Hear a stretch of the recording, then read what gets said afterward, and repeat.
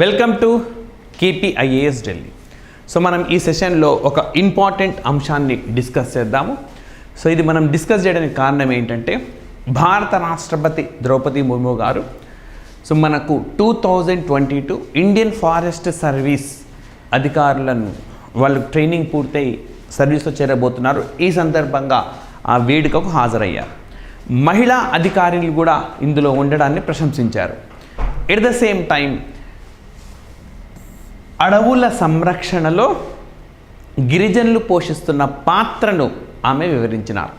So మనకు మీరు group 1 prelims రాసిన ఇందులో మనకు కనిపించే చాలా అంశాలు ప్రిలిమ్స్లో వస్తాయి.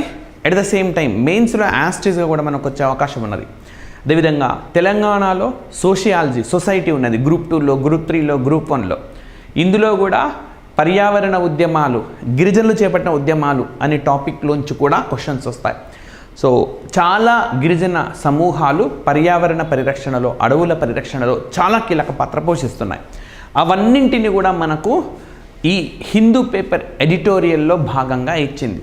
సో KPIAS ఢిల్లీ ఆస్పిరెంట్స్ అందరికీ కూడా హిందూ, అదేవిధంగా ఇండియన్ ఎక్స్ప్రెస్, బిజినెస్ లైన్ ఇలాంటి ముఖ్యమైన ఎడిటోరియల్స్ అన్నింటినీ కూడా డీకోడ్ చేసి ఎగ్జామినేషన్కు అవసరమయ్యేలా ఇప్పటి నుంచి మీకు అందివ్వడం జరుగుతుంది. సో ఈనాడు ఎడిటోరియల్స్ కంటిన్యూ అవుతుంటాయి. Current polity, current science and technology, current economy, at the same time current relevance ఉండే ఇలాంటి అంశాలు. సో ఇప్పుడు ట్రైబల్ కమ్యూనిటీస్ ఏ విధంగా పర్యావరణ పరిరక్షణ చేస్తున్నారు అని అంశం. దానికన్నా ముందు కొన్ని బేసిక్ ఇష్యూస్ చూద్దాము. చూస్ ద కరెక్ట్ ఆన్సర్ అన్నాడు. సరైన సమాధానాన్ని ఎంచుకోండి. So the constitution of India defines the term tribe, article 340I. So article 340Iలో ట్రైబ్ అనే పదాన్ని నిర్వచించారు అని చెప్పారు. సో నేను ఆన్సర్ మీకు ఎక్స్ప్లెయిన్ చేసే లోపు మీకు తెలిస్తే ఆన్సర్ని చేయండి. Next, draft national tribe policy 2000 record 698 STs in India అన్నాడు. రైట్. సో మరి దీనికి ఎక్స్ప్లెనేషన్ ఇస్తున్నాను నేను. స్టేట్మెంట్ ఏ మనకు రాంగ్ అన్నమాట. సో చాలామంది ప్రాబబ్లీ ఇది కరెక్ట్ అనుకుంటారు, కానీ కాదు. యాక్చువల్గా కాన్స్టిట్యూషన్ ట్రైబ్ని డిఫైన్ చేయదు. ఎవరు ట్రైబ్సో రాష్ట్రపతి నిర్ణయిస్తారు అని మాత్రమే అక్కడ మనకు రాజ్యాంగంలో, ద కాన్స్టిట్యూషన్లో రాసి ఉన్నది. సో కాబట్టి స్టేట్మెంట్ 1 అనేది తప్పు, ఏ అనేది తప్పు. సో బి గాన చూస్తే మనకు ఎస్, భారతదేశంలో 698 STsని 2006 పాలసీ నేరుగా అడుగుతాడు. సో నేషనల్ ట్రైబల్ పాలసీ, జాతీయ గిరిజన విధానము, ముసాయిదా అన్నమాట. అది ఎన్ని ట్రైబ్స్ని రికార్డ్ చేసిందంటే దేశంలో 698. సో బోత్ ద స్టేట్మెంట్స్ మనకు కరెక్ట్ కాదు, కేవలం బి మాత్రమే కరెక్ట్. సో కాబట్టి ఆన్సర్ మనకు 2 అవుతుంది. కేవలం రెండోది మాత్రమే సరి అయినది. నెక్స్ట్ వచ్చేసి మరొకటి స్టేట్మెంట్ రూపంలో ఉన్నది. చూస్ ద కరెక్ట్ ఆన్సర్ అన్నాడు. Bill is the largest tribal group. So భారతదేశంలో అతి ఎక్కువ సంఖ్యలో ఉన్న గిరిజన సామాజిక వర్గం ఏదంటే బిల్ అని అంటున్నాడు. Next, Odisha has the largest number of tribes. Orissa రాష్ట్రంలో గరిష్ట స్థాయిలో, అతి ఎక్కువ స్థాయిలో మనకు గిరిజనులు ఉన్నారని అంటున్నాడు. Next, Santal is the oldest tribe in India.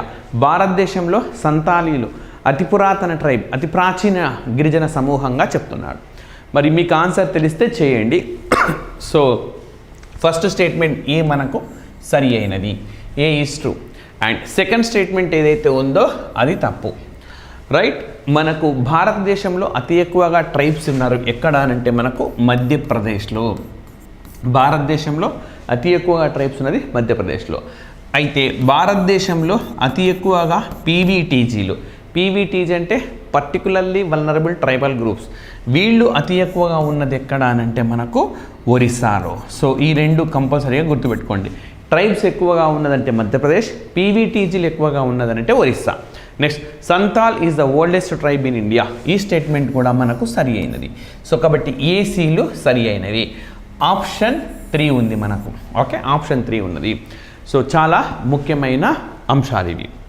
Next వచ్చేసి మనకు మీకు ఆల్రెడీ చెప్పినాను, పర్యావరణ పరిరక్షణలో ఈ గిరిజనులు ఎంతో కీలకమైన పాత్రను పోషిస్తున్నారు. ఎవరెవరు ఎలాంటి పాత్రను పోషిస్తున్నారు మనకు ఈ హిందూ ఎడిటోరియల్ కాలంలో ఈ అంశాలన్నీ ఇచ్చినారు. సాధారణంగా హిందూ ఎడిటోరియల్ కాలంలో ఇచ్చిన అంశాలు చాలా సందర్భాల్లో మనకు ఈ లైక్ మల్టిపుల్ చాయిస్ ఎగ్జామినేషన్స్లో యాస్టేజ్గా అపియర్ అవుతుంటాయి. So at the same time ముందే చెప్పినాను, పర్యావరణ పరిరక్షణలో గిరిజన సామాజిక వర్గాలు చేస్తున్న కృషిని వివరించండి అన్నప్పుడు మనం ఇవన్నీ రాయాల్సి ఉంటుంది. So the Bishnoi community in Rajasthan. So రాజస్థాన్లోని బిష్నోయ్ కమ్యూనిటీ వీళ్ళు చెట్లను పరిరక్షించడంలో చాలా కీలక పాత్ర పోషిస్తారు. అండ్ వాళ్ళ మత విశ్వాసాల ప్రకారం చెట్లను కొట్టేయరాదు. ఎంతోమంది రాజులతో పోరాడారు. అండ్ అదేవిధంగా మనకు ఎన్నో అటవీ చెట్ల పరిరక్షణ ఉద్యమాల్లో కీలక పాత్ర పోషించినారు బిష్నోయ్ అనే సామాజిక వర్గము. And next Munda tribe, Jharkhand. So ఇక్కడ చూడండి, మనకు ఒక్కొక్కసారి ఇట్లా అడుగుతారు, బిష్నోయ్ ట్రైబ్ భారత్లో ఎక్కువగా ఏ రాష్ట్రంలో ఉంటారు అని. రాజస్థాన్లో ఉంటారు. సో ఆ విధంగా కూడా మీరు దీన్ని నేర్చుకోవాల్సి ఉంటుంది. సో చెట్ల పరిరక్షణలో అదేవిధంగా వన్యప్రాణి సంరక్షణలో కీలక పాత్ర పోషించే గిరిజన సామాజిక వర్గాలు ఏవి కింది వాళ్ళంటే బిష్నోయ్, అట్లా రాసుకుంటూ రావాలి. నెక్స్ట్ ముండా ట్రైబ్ జార్ఖండ్లో. సో వీళ్ళు కంట్రోల్డ్ బర్నింగ్ను ఉపయోగిస్తారు. అంటే నియంత్రిత అంటే వీళ్ళు వివిధ అవసరాల కోసం మంట పెడతారు కదా, దాన్ని నియంత్రించే వ్యవస్థలపైన బాగా పట్టున్నదన్నమాట. అట్లా లేకుంటే ఏమవుతుంది, కార్చిచ్చు ఫారెస్ట్ వైల్డ్ ఫైర్ అనేది జరుగుతుంది అనమాట. సో అడవులు తగలబడిపోతాయి. సో అట్లా కాకుండా దాన్ని నియంత్రించేలా చేస్తారు. ఈ విధంగా వాళ్ళు ఈ గిరిజన సామాజిక వర్గం అనేది పర్యావరణానికి మేలు చేస్తూ ఉన్నది. Next Kashi and Jaintia. So ఈ రెండు సామాజిక వర్గాలు మనకు మేఘాలయ రాష్ట్రంలో ఉంటాయి. సో కాశీ, గారో, జయంతియా అని చెప్పి మనకు పర్వతాలు కూడా ఉన్న సంగతి మీకు తెలిసింది. మరి ఈ కాశీ ట్రైబ్, ఈ కాశీకి సంబంధించిన తిరాత్ సింగ్ అని చెప్పి ఆయన గొప్పగా పోరాడినారు. ఎవరికి వ్యతిరేకంగా అంటే బ్రిటిష్కి వ్యతిరేకంగా. ఇటీవలి కాలంలో ఆయన విగ్రహాన్ని బంగ్లాదేశ్ దేశంలో ఆవిష్కరించారు కూడా. మరి వీళ్ళు మనకు లా కింటాంగ్స్ అని చెప్పి వాళ్ళు బయోడైవర్సిటీ హాట్స్పాట్స్, జీవ వైవిధ్య ప్రదేశాలను ఏవైతే ఉంటాయో వాటిని లా కింటాంగ్స్ అనే పేరుతోటి పరిరక్షిస్తూ ఉంటారు. వాటి ఒక పవిత్రమైన ప్రదేశాలుగా వాళ్ళు పూజిస్తారు. దేవుళ్ళతో సమానం అన్నమాట వాళ్ళు. సో మనకు క్వశ్చన్స్ ఏమని అడుగుతారు, లా కింటాంగ్స్ అనేది ఏ గిరిజన సామాజిక వర్గంతో ముడిపడి ఉంది అని అంటాడు. కాశీ జయంతియా అనే గిరిజన సామాజిక వర్గంతో ముడిపడి ఉన్నది. అండ్ కాశీ జయంతియా ఈ రెండు గిరిజన సామాజిక వర్గాలు ఏ రాష్ట్రంలో మనకు స్ప్రెడ్ అయి ఉన్నాయి అంటే మేఘాలయలో. సో కాశీ సామాజిక వర్గానికి చెందిన ఏ వీరుడి విగ్రహాన్ని ఇటీవలే బంగ్లాదేశ్లో ఆవిష్కరించారు, లేదా ఏ దేశంలో ఆవిష్కరించారంటే తిరాత్ సింగ్ది మనకు బంగ్లాదేశ్లో ఆవిష్కరించారు. సో లా కింటాంగ్స్ అనే పేరుతో ఏ వ్యవస్థలను కాపాడతారు అంటే జీవ వైవిధ్య ప్రదేశాలను, బయోడైవర్సిటీ హాట్స్పాట్స్ను కాపాడతారు. సో ఈ విధంగా అదేవిధంగా వీటిని అభయారణ్యాలుగా కూడా కాపాడుతూ ఉంటారనమాట. సో ఎవరెవరు ఎలాంటి పాత్ర పోషిస్తున్నారు అన్నది ఆస్పిరెంట్స్ తెలుసుకోవాలి. Next the Dongria Kondh tribe in Orissa. So ఒరిస్సాలో పీబీటీజీలు చాలా ఎక్కువ అని చెప్పినాను. అందులో వీరొకరు. Resisted mining activities and the sacred Niyamgiri hills. So Niyamgiri కొండలు ఎక్కడుంటాయి, ఇది కూడా నేరుగా వచ్చే క్వశ్చన్. సో ఈ నియామ్గిరి కొండల ప్రాంతాల్లో చాలామంది ఈ గిరిజనేతరులు వాళ్ళు మైనింగ్ యాక్టివిటీస్ అన్నమాట చేయడానికి, మైనింగ్ కార్యకలాపాలు చేయడానికి వచ్చినప్పుడు పెద్ద ఎత్తున వీళ్ళు వ్యతిరేకించినారు. ఈ విధంగా అక్కడ జీవ వైవిధ్యాన్ని, ఎంతో విలువైన సంపదను, పర్యావరణాన్ని కాపాడినారు. సో మనకు క్వశ్చన్స్ ఏంటి, డోంగ్రియా కోండ్ ట్రైబ్ ఏ రాష్ట్రంలో ఉంటుంది అంటే ఒరిస్సా రాష్ట్రంలో ఉంటుంది. వీళ్ళు నియంగిరి పర్వతాలు ఏ రాష్ట్రంలో ఉంటాయి, ఒరిస్సా రాష్ట్రంలో విస్తరించి ఉంటాయి. ఈ విధంగా వీళ్ళు ఒక కీలక పాత్ర పోషించారు. Next Gond tribe, Madhya Pradesh. So చాలా ముఖ్యమైన ట్రైబ్. సో వీళ్ళు పర్యావరణ ఇతివృత్తాలను కలిగి ఉంటారు. అంటే మనకు కొన్ని ప్రాంతాల్లో జరిగే పండుగలు పర్యావరణాన్ని కాపాడేందుకు ఉద్దేశించినవి. సో మరి ఈ గోండులకు సంబంధించిన ఈ పండుగలు ఏవైతే ఉన్నాయో వీళ్ళ పండగ ఇతివృత్తం పర్యావరణాన్ని కాపాడడం. ఇందుకు సంబంధించిన పాటలు వాళ్ళు పర్యావరణాన్ని కాపాడండి అని చెప్పే పాటలే అన్నమాట. నృత్యాలు కానీ, జానపదాలు కానీ అన్నీ కూడా ఈ ప్రకృతిని కాపాడాలి. ప్రకృతిని కాపాడితేనే మన వర్గం మనం ఉంటాము అని తెలియజేసేలా వాళ్ళ పాటలు ఉంటాయి. సో ఈ మనకు అన్నీ అయినాక మీరు ఏ విధంగా రాయాలో కూడా మెయిన్స్లో నేను చెప్తాను. సో ముందు ఒక క్వశ్చన్ డిస్కస్ చేద్దాం. Which of the following is related to tribes అన్నాడు. కింది వాన్లో గిరిజన సామాజిక వర్గాలకు సంబంధించినవి ఏవన్నాడు. సో లోకూర్ కమిటీ అన్నాడు, దేబర్ కమిషన్ అన్నాడు. రైట్. సో మరి లోకూర్ కమిటీ ఇది గిరిజనులకు సంబంధించిందే, దేబర్ కమిషన్ కూడా పీవీటీజీలను సూచించింది మనకు ఇదే కమిటీ. రైట్. సో రెండు కూడా సరి అయినవే. ఆన్సర్ 4 అవుతుంది. ఓకే. సో లోకూర్ కమిటీ ఎవరిని గిరిజన వర్గంగా గుర్తించాలో చెప్పింది. రైట్. అది వెళ్ళే ముందు మనం మెయిన్స్లో ఏ విధంగా రాస్తామనంటే యాజ్ ఇట్ ఈస్గా ఈ పాయింట్ వైజ్గా రాస్తే మార్కులు రావు. రైట్. సో ఆస్పిరెంట్స్ థీమ్ని తీసుకొని ఈ సామాజిక వర్గాన్ని ఉదాహరణగా ఇవ్వాలి. సో ఫర్ ఎగ్జాంపుల్ మనం ఏం చేయాలి, ఓకే, పర్యావరణం ముఖ్యంగా అడవులను చెట్లను పరిరక్షించడంలో గిరిజన సామాజిక వర్గాలు క్రియాశీల పాత్రగా పోషిస్తాయి. అది బ్రాడ్. దాంట్లో ఏ ట్రైబ్స్ ఈ పని చేస్తాయి రాస్తాం. ఉదాహరణకు బిష్నోయ్ వీళ్ళు, అదేవిధంగా ముండా ట్రైబ్ మంటలు వ్యాపించకుండా కృషి చేస్తారు. సో ఆ థీమ్ అన్నమాట, అడవులు చెట్ల పరిరక్షణ అనేది థీమ్. ఆ థీమ్ కింద ఈ సామాజిక వర్గాలు. కానీ చాలామంది ఆస్పిరెంట్స్ ఏం చేస్తారు, యాస్టిస్గా ఇట్లా రాసుకుంటూ పోతారు. అట్లా కాదు, ఇవి ఉదాహరణలుగా చెప్పాలి. బ్రాడ్ థీమ్ చెప్పాలి, ఈ సామాజిక వర్గాలు ఈ పాత్రను పోషిస్తాయని ఉదాహరణలుగా చెప్పాలన్నమాట. అలా చెప్పడం వల్ల మ్యాక్సిమం మార్క్స్ మీరు స్కోర్ చేసుకునేందుకు అవకాశం ఉంటుంది. రైట్. మరి ఇక్కడ మనం మరికొన్ని అంశాలు చూద్దాం. మరి లోకూర్ కమిటీ ఏం సూచించింది అని అంటే ఇండికేషన్ ఆఫ్ ప్రిమిటివ్ ట్రైట్స్, అంటే ఇంకా అనాదిగా వస్తున్న ఆ లక్షణాలను కలిగి ఉంటారు వీళ్ళు. అదేవిధంగా డిస్టింక్టివ్ కల్చర్, వీళ్ళ సంస్కృతి అనేది చాలా భిన్నంగా ఉంటుంది. ప్లెయిన్ ఏరియాస్లో ఉండే వాళ్ళతో పోలిస్తే భిన్నమైన సంస్కృతి సాంప్రదాయాలు వాళ్ళకు ఉంటాయి. రైట్. అండ్ వేషధారణ కానీ మీరు చూడొచ్చు, ట్రైబ్స్ వేషధారణ ఏ విధంగా ఉంటుందో. ఇంకా shyness of contact with community at large. So ఇతర సామాజిక వర్గాల్లోని, తమ సామాజిక వర్గంలోని ఇతరులతో కానీ కలిసేందుకు కొంచెం బిడియం, మొహమాటాన్ని ప్రదర్శిస్తూ ఉంటారు. అండ్ భౌగోళికంగా సుదూరంగా ఉంటారు, విసిరివేసినట్టుగా అడవి ప్రాంతాల్లో జాగ్రఫికల్ ఐసోలేషన్గా ఉంటారు. అండ్ బ్యాక్వర్డ్నెస్, వెనుకబాటుతనం ఉంటుంది. ఏ విధంగా వెనుకబాటుతనము, విద్యాపరమైన ఆర్థికపరమైన వెనుకబాటుతనం ఉంటుంది. ఇంత ప్రాబ్లమ్స్ ఉన్నా సరే పర్యావరణ పరిరక్షణలో మాత్రం చాలా కీలక పాత్ర పోషిస్తారు వాళ్ళు. ఇలా ఉంటారు, వీళ్ళని మనం ట్రైబ్స్గా గుర్తించాలి అని చెప్పింది. మరి దేబర్ కమిషన్ ఏం చెప్పింది, మామూలుగానే గిరిజన సామాజిక వర్గాలు వెనకబడ్డాయి, ఇలాంటి వాటిల్లో మరింత వెనకబడిన వాళ్ళు ఉన్నారు, వీళ్ళను పీవీటీజీలు పర్టికులర్లీ వల్నరబుల్ ట్రైబల్ గ్రూప్గా గుర్తించాలి అని చెప్పారు. నిజానికి పర్టికులర్లీ వల్నరబుల్ ట్రైబల్ గ్రూప్స్ కూడా మనకు వార్తల్లో ఉన్నారు ఇటీవలి కాలంలో.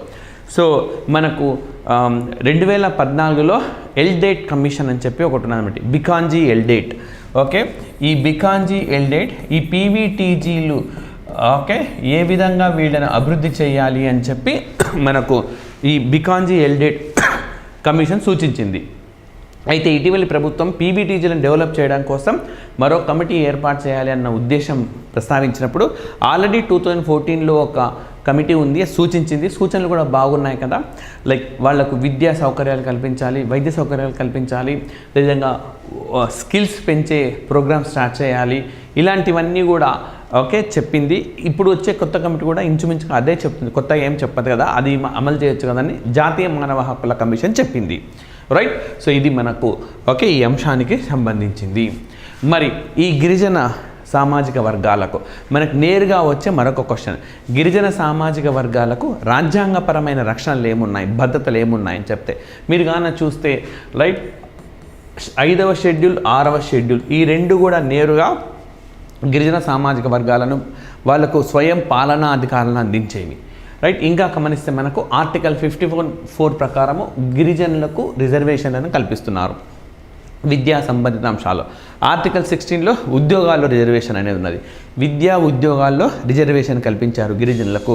కొన్ని దేశాల్లో రైట్ ఈ గిరిజనులకు ఎలాంటి రాజ్యాంగ గుర్తింపు లేదు. బెస్ట్ ఎగ్జాంపుల్ మనకు ఆస్ట్రేలియా, గిరిజనులకు అసలు రాజ్యాంగపరమైన గుర్తింపు లేదు, అంటే పౌరులు కూడా కాదు వాళ్ళు. రైట్. సో మరి లాస్ట్ ఇయర్ వాళ్ళని కూడా గుర్తించాలి అని చెప్పి రెఫరెండం వేస్తే ఇతరులందరూ దాన్ని తిరస్కరించినారు. నెక్స్ట్ ఆర్టికల్ 29 వాళ్ళు కూడా మైనారిటీల్లో భాగంగా వస్తారు, తక్కువ సమూహాలు తక్కువ జనాభా ఉంటుంది కాబట్టి మరి వాళ్ళ సంస్కృతిని వాళ్ళ భాషను అన్నిటిని కూడా కాపాడుకునే ప్రాథమిక హక్కు వాళ్ళకున్నది.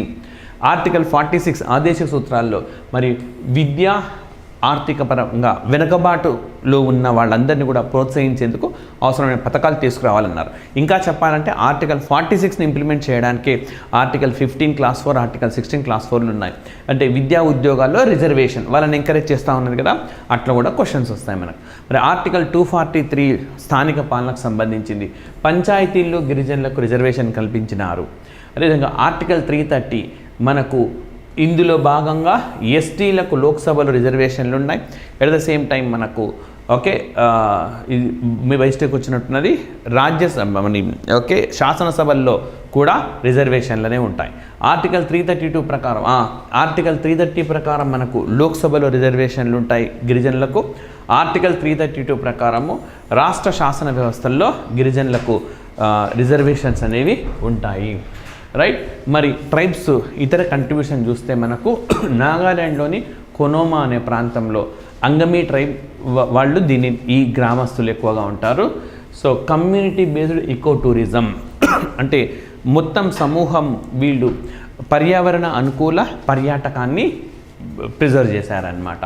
సో వాళ్ళ ట్రెడిషనల్ ప్రాక్టీసెస్ అన్నీ కూడా అడవుల పరిరక్షణకు సంబంధించే ఉంటాయి. అదేవిధంగా ఆది ట్రైబ్స్ అరుణాచల్ ప్రదేశ్, ఇవి కొనోమా విలేజ్ నాగాల్యాండ్లో ఉండే ట్రైబ్స్ ఎవరు, అంగమీ ట్రైబ్ ఎక్కడ ఉంటుంది, అట్లా కూడా క్వశ్చన్స్ మనకు. అరుణాచల్ ప్రదేశ్లోని ఆది ట్రైబ్ వీళ్ళు జంతువులను వేటాడరన్నమాట. రైట్. సో మనకు అరుణాచల్ ప్రదేశ్లో ఎయిర్ గన్ సరెండర్ అభియాన్ కూడా రీసెంట్గా జరిగింది. సో ఇది ఒక గొప్ప ఉద్యమంగా పరిగణిస్తూ యునెస్కో వాళ్ళు దీన్ని మలేషియాలోని కౌలాలంపూర్లో ప్రదర్శన కూడా చేశారు. నెక్స్ట్ ఇదు మిష్మీస్, ఓకే వీళ్ళ forest areas community conserved area. So ఇదు మిష్మీస్ వీళ్ళందరూ ఏం చేశారు, రైట్, రాజస్థాన్లో అడవి ప్రాంతాలు అందరికీ చెందినవి కాబట్టి ఎవరు కొట్టేయడానికి వీల్లేదని చెప్పినాయి. Bishnoi tiger force combats poaching in Rajasthan. So Bishnoi వాళ్ళు గతంలో కూడా వచ్చినారు మనకు, ఓకే చెట్లు అడవుల పరిరక్షణకు సంబంధించి. ఇక్కడేంటి పులులను వేటాడకుండా వాళ్ళు ఒక దళంగా పనిచేస్తూ ఉన్నారు. అదేవిధంగా గారాసియా ట్రైబ్స్ మనకు రాజస్థాన్లో ఉంటారు. వీళ్ళు చెట్లను తమ పవిత్రమైన దేవతలుగా భావిస్తారనమాట. అదేవిధంగా అంతరించిపోతున్న జాతులను కాపాడడంలో వాళ్ళు ప్రత్యేకమైన పాత్రను కూడా పోషిస్తూ ఉంటారు. రైట్. సో ఈ విధంగా మనకు ద్రౌపది ముర్ము గారు ఓకే ఈ స్వయంగా చెప్పినారనమాట, అడవులు పర్యావరణ పరిరక్షణలో గిరిజనులు పెద్ద పాత్రను పోషిస్తున్నారు. అలాంటి గిరిజనుల భూమి హక్కులు కానీ వాటన్నిటిని కూడా అడవి అధికారులుగా మీరు కాపాడాలి అని చెప్పి వాళ్లకు రాష్ట్రపతి గారు దిశానిర్దేశం చేసినారు. ఈ నేపథ్యంలోనే మనకు వీటిపైన క్వశ్చన్స్ అనేవి వస్తాయి. మరొక ఇష్యూతో నెక్స్ట్ సెషన్లో కలుద్దాం. Thank you very much.